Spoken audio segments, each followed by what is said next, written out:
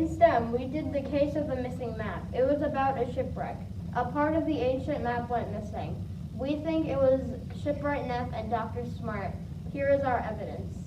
In emergency medicine, you learn how to wrap a suture splint, and some other splints are a figure of 8 ankle splint and buddy taping. Splints are used for fractures. A simple fracture is a single break through the bone.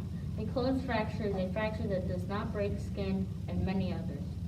The lungs and organs inside the human body that's in charge of the respiratory system and controls all the breathing that we do.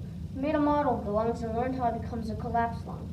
We started learning and talking about this because in the case of the missing treasure map, one of the crewmates of the ship had a collapsed lung, and we had to learn more about the lungs so we could treat the crewmate.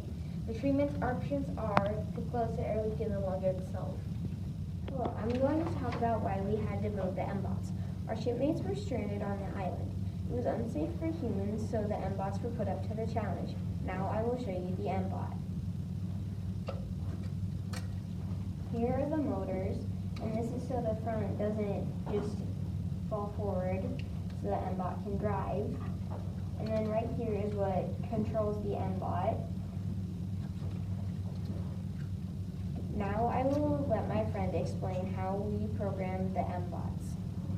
After we built the M-bot, we had to program it to bring us across the island so that we could find Neff and Young. To program them, we had to download the M-bot app so we could learn how to move them, make them beep, and make them light up. Once we had rescued Neff and Young, we had fun programming and driving them all over. Today I will be talking about the truss bridge.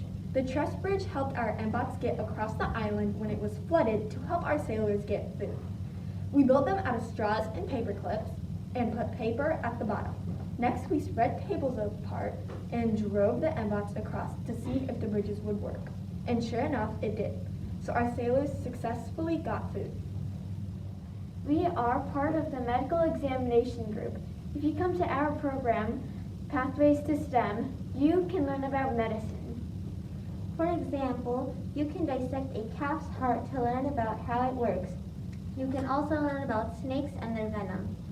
When you learn about snakes and their venom, you can also learn how to treat a snake bite based on the poison the snake carries. One of our shipmates had a problem with their heart and was feeling fatigued. So we dissected a calf's heart so we can learn more about it and how to prevent heart disease. When we dissected the calf's heart, we saw arteries and veins. Another shipmate, Sydney Young, got bitten by a snake. So we had to learn how to treat a snake bite, what type of snake it was, and we used milk and lemon juice to see how what hemotoxins does to the body. From what we have observed, we found out the snake that bit Young was a Malayan pit viper. And that's what we learned in Pathways to STEM medicine. We found blood spatter at the scene of the crime, and we needed to find out who it belonged to. And during the blood spatter experiment, we analyzed the blood drops that fell from different heights of 12 inches, 30 inches, and 66 inches using pipette, blood, and paper. The day after we did the blood drops, we were able to investigate how they looked when they were dry. We used rulers to measure the diameter in millimeters of the blood splatters. Then we calculated the averages of blood drops we had, measured by adding the three numbers together and dividing the sum by 3. After that, we calculated class averages using all of our averages. Next, we measured and calculated averages for the blood drops found at the crime scene. The average of the blood splatter found at the crime scene was in between our class averages for the 30 and 66 inch heights.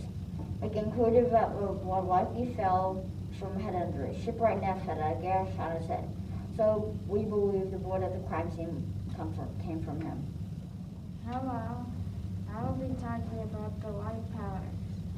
So when we're reading about our crewmates, we had to mix water, vinegar, and low with the mystery substances. which were a powdered sugar, baking soda, cornstarch, and cream of tartar.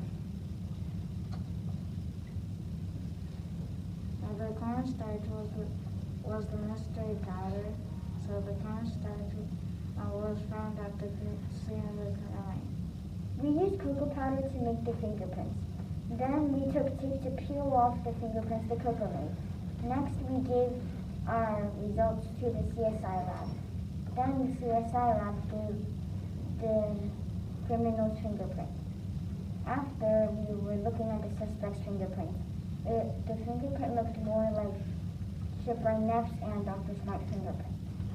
We found out that the fingerprints belong to Dr. Smart because he has loops, and we know the three types of fingerprints are loops, whorls, and arches. So to figure out who did it, there were loops, and Dr. Smart has loops. The reason they got caught is we kept going back to the scene of the crime and found more clues like blood, powder, and a cup with nothing but fingerprints on it. Based on all the evidence our STEM group has submitted, we believe that Dr. Smart and Shipwright Neff are guilty of the missing ancient map piece.